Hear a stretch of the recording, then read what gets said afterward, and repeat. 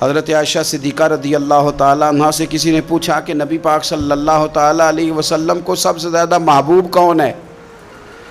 حضور کو سب سے زیادہ پیار کس سے ہے؟ تو فرمایا سادی سی بات ہے، ابو بکر صدیق سے، عمر فاروق سے۔ اس شخص نے کہا نہیں، میں ان کے بعد پوچھنا چاہ رہا تھا۔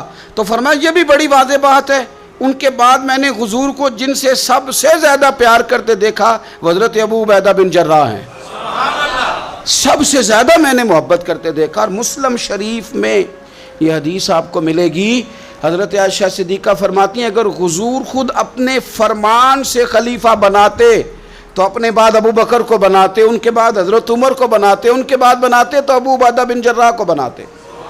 اتنا بڑا آدمی حضرت ابو عبیدہ بن جراح رضی اللہ تعالیٰ، اتنی بڑی شخصیت۔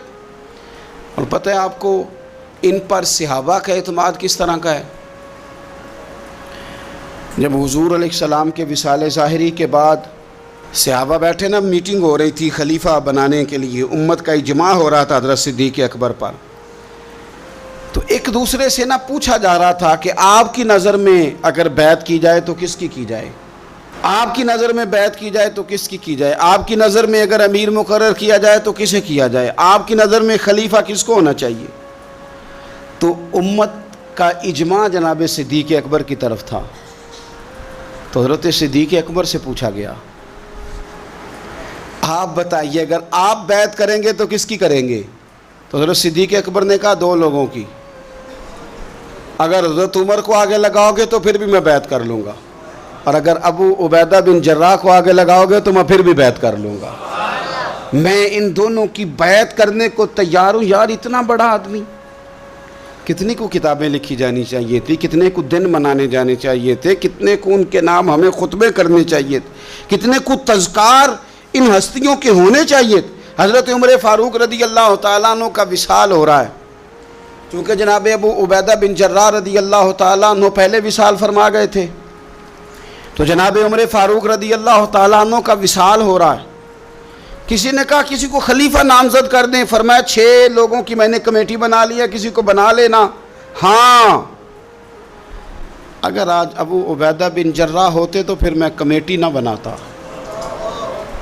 پھر میں ان کو امیر بناتا، اور اگر رب مجھ سے پوچھتا کہ عمر کس کو امیر بنا کے آئے ہو تو میں کہتا اے اللہ جسے تیرے نبی کریم نے امین فرمایا تھا انہیں میں امیر بنا آیا ہوں۔ اتنے بڑی شخصیات، اتنے بڑے نام، اتنا بڑا مرتبہ، اور پھر 2 ہجرتیں کی حضرت ابو عبیدہ نے، حبشہ بھی گئے، مدینہ بھی آئے، ہر جہاد میں شامل ہوئے،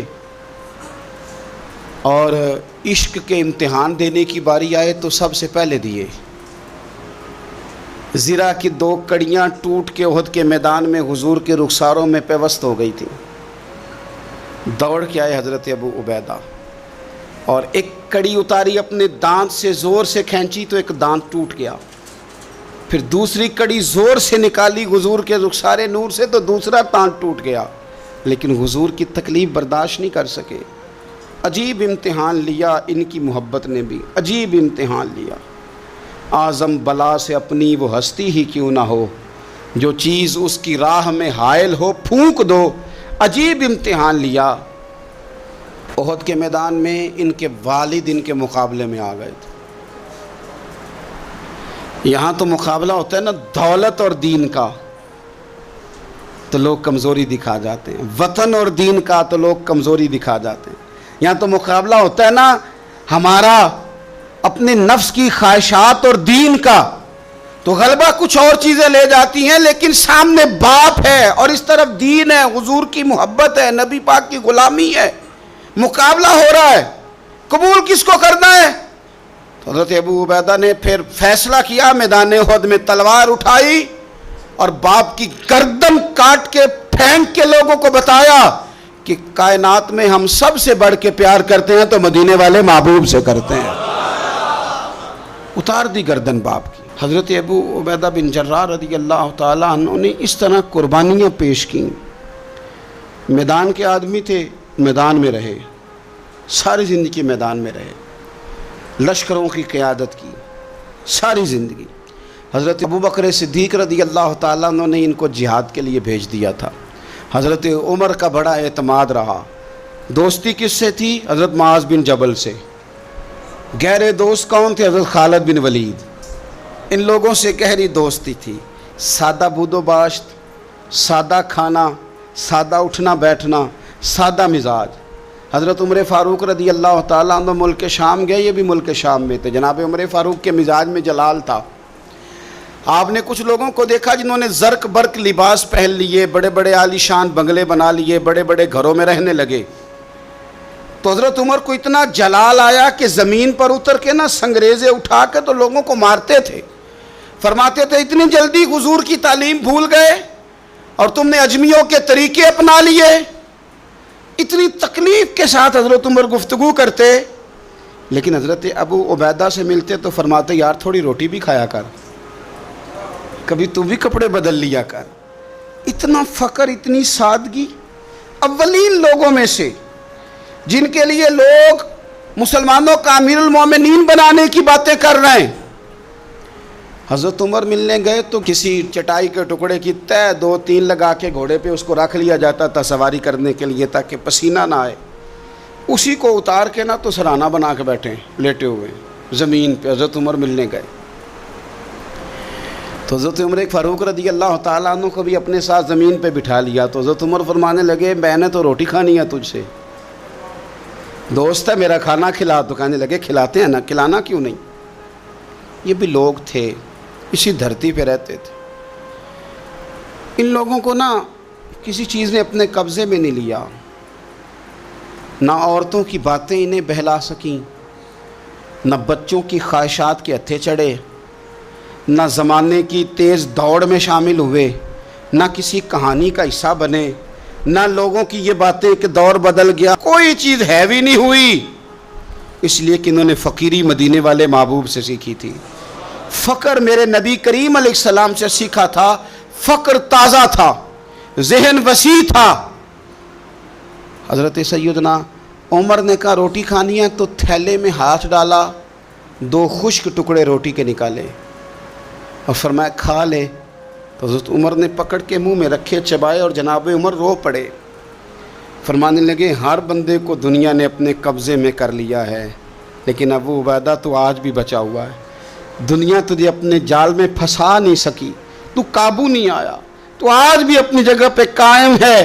تو وہیں کھڑا ہے جہاں مدینے والے محبوب نے ہمیں کھڑا کیا تھا. تو وہیں کھڑا ہے یار. اتنے حسین آدمی، اتنا بڑا نام، اتنا بڑا قد، اتنا بڑا کردار، اتنا بڑا حسن.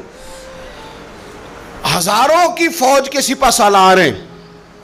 اگر میں کہہ دوں چیف آف آرمی سٹاف ہیں، میرا خیال ہے میری بات غلط نہ ہوگی. اتنی بڑی فوج کے سپہ سالار، اور اس فوج کے سپہ سالار جس میں کئی دفعہ سپاہی بن کے حضرت خالد بن ولید بھی لڑائی کر رہے ہیں. اتنی بڑی فوج کو کمان کرتے ہیں. لباس وہی سادہ، غذا وہی سادہ، انداز وہی. رومی بہت بڑی طاقت سمجھتے تھے اپنے آپ کو. جناب عمر کے زمانے میں ان کے خلاف لشکر کشی ہوئی. امیر کون ہے؟ حضرت ابو عبیدہ. ہاتھ میں تلوار پکڑی، گھوڑے پہ بیٹھے چلے گئے، محاصرہ کر لیا رومیوں کا، گھیر لیا.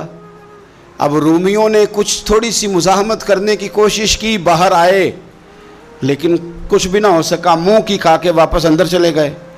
کئی دنوں سے حضرت ابو عبیدہ کی فوج نے محاصرہ کیا ہوا ہے. جب تنگ آ گئے تو پیغام بھیجا کہ ہم صلح کرنا چاہتے ہیں.